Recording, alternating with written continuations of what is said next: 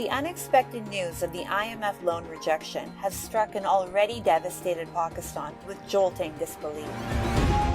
With Pakistan now losing $6 billion USD from its future plans, a monumental fiscal tragedy has hit the Shehbaz Sharif government, which was already grappling with the multifaceted crisis of record inflation, monetary imbalances, and low forex reserves. The loan rejections also come in the run-up to the general elections, further complicating the already chaotic political landscape. Join us as we discuss the ramifications of the IMF's loan rejection for Pakistan, a country already teetering on economic, political, and social collapse.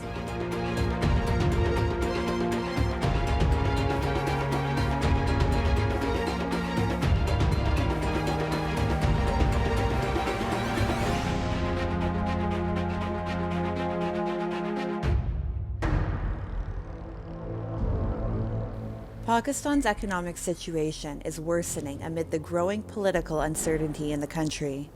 The Islamic nation has cut its GDP growth estimate for the fiscal year 2022 to 2023 to 0.29% from an earlier estimate of 2%, raising concerns of an acute economic crisis. In the aftermath of the devastating floods in 2022, and the political chaos that erupted in the aftermath of Imran Khan's ousting and arrest, Pakistan's $350 billion USD economy has nosedived. Recently, the country's foreign exchange reserves had also dropped to USD 4.19 billion, barely enough to cover 1 month of controlled imports.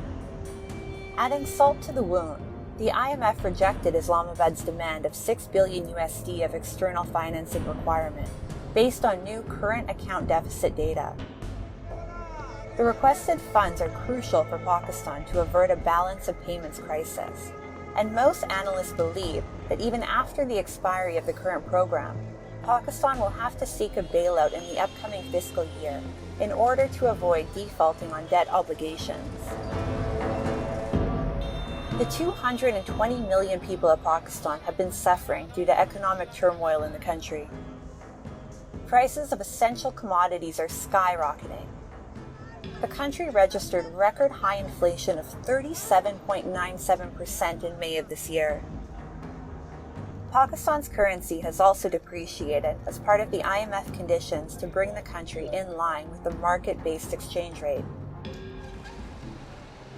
Political and economic uncertainty in Pakistan have left people facing issues such as unemployment, inflation, and load shedding of cooking gas and electricity.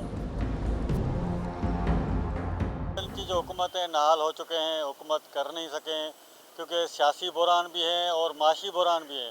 इस वजह से load shedding gas की अलग है तो बिजली की अलग है। बिल ज़्यादा भेज देते हैं और बिजली होती नहीं है और लोड शेडिंग इतनी ज़्यादा कर देते हैं। लोग और हम सब लोग परेशान हैं कि इसके लिए क्या करना चाहिए। गैस बंद पड़ा हुआ, अरे बच्चे का दलिया तक भी नहीं बना, छोटे मासूम बच्ची का हमारा। अब गैस का क्या करें?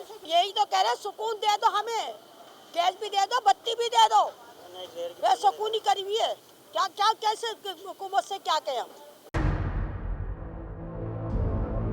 The future of Pakistan appears bleak as the tussle between the army-backed Pakistan government and Imran Khan, the ousted former prime minister, continues. Many predict that the situation could further worsen for Imran Khan, who has been charged with 100 cases and is likely to be tried in military courts, which are notorious for human rights violations and other forms of grave crimes. Imran Khan has accused the military and its intelligence agency, the ISI, of working overtime to destroy his political party, Pakistan Tehreek-e-Insaf. He said that he had no doubt that he would be tried in a military court and thrown in jail.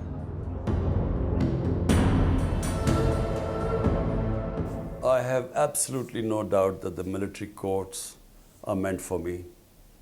They will have the guys who are being tried, they will have get someone to approve, become an approver, who will say that it was Imran Khan who instructed us to conduct arson. And then they will try me in the military court. Because that's the only way they're going to get me into prison.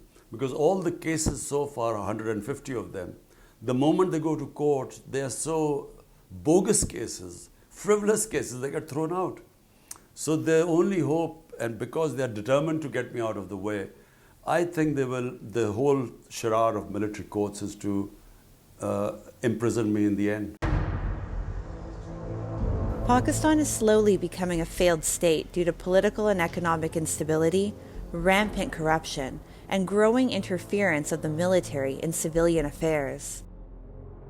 As the country is expected to hold general elections this year, the political situation is expected to become even more hostile and volatile.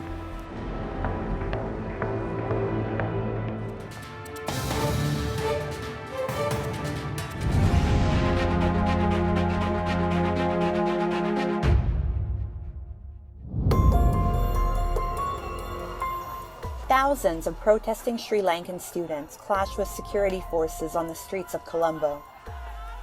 The police used tear gas shells, water cannons, and baton-charged protesters who were demanding the release of student activists arrested for the earlier held anti-government protests, held to seek redressal of the high cost of living, among several other demands. The slashing of the health and education budgets under President Ranil Wickremesinghe's government directly impacted students, and they called for an increase in the monthly stipend. මේ වෙද්දී අධ්‍යාපනයේ සෞඛ්‍ය කප්පාදු කිරීම නිසාම විශ්වවිද්‍යාල පද්ධතියේ දැවැන්ත ගැටළු ප්‍රමාණයක් නිර්මාණය වෙලා තියෙනවා. රටේ අධ්‍යාපන පද්ධතියේ දැවැන්ත ගැටළු ප්‍රමාණයක් නිර්මාණය වෙලා තියෙනවා.